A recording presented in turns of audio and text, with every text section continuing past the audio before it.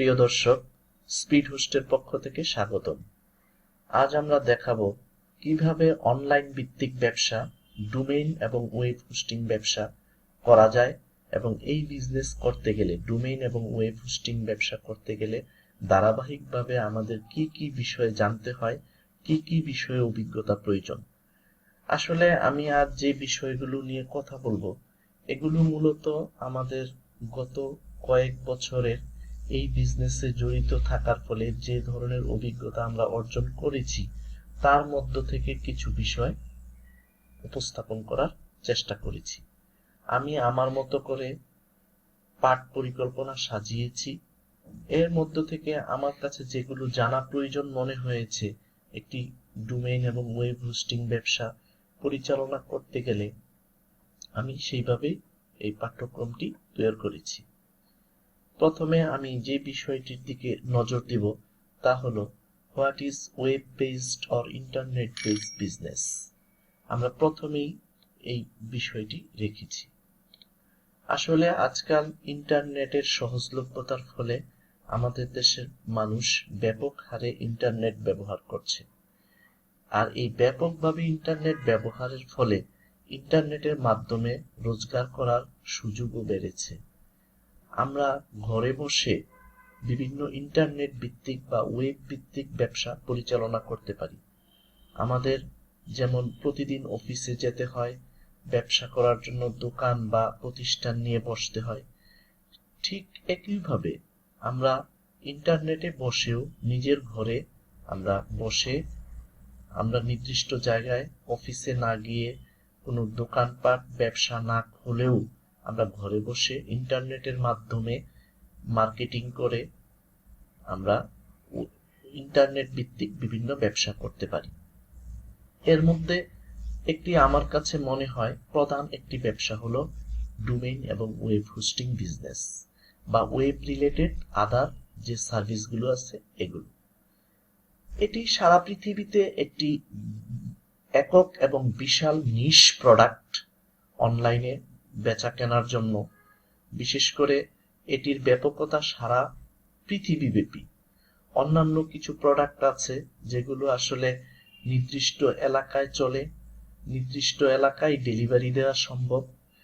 আর এই বিষয়টি হলো এমন একটি ব্যবসা, এর টার্গেটেড কাস্টমার ওয়ার্ল্ড ওয়াইড, এখানে কোনো ফিজিক্যাল ডেলিভারির কোনো বিষয় নেই।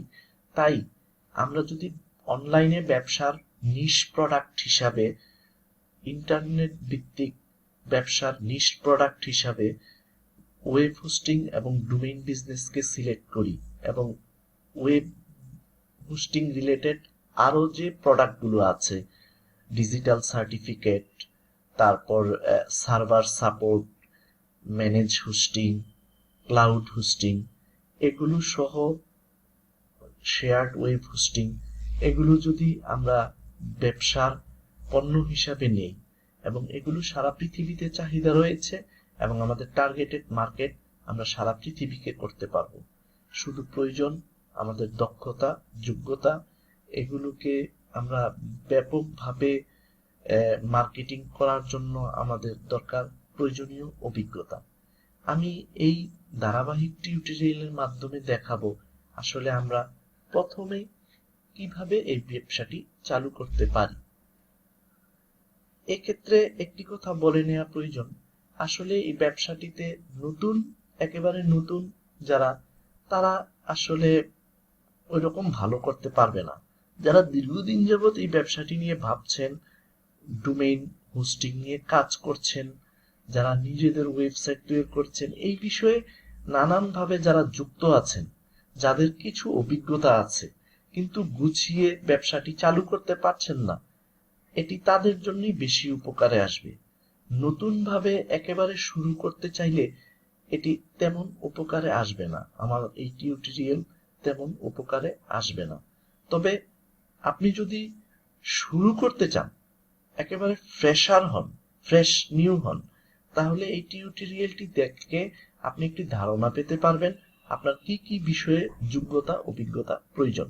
আশা করি আমাদের সাথে যুক্ত থাকবেন।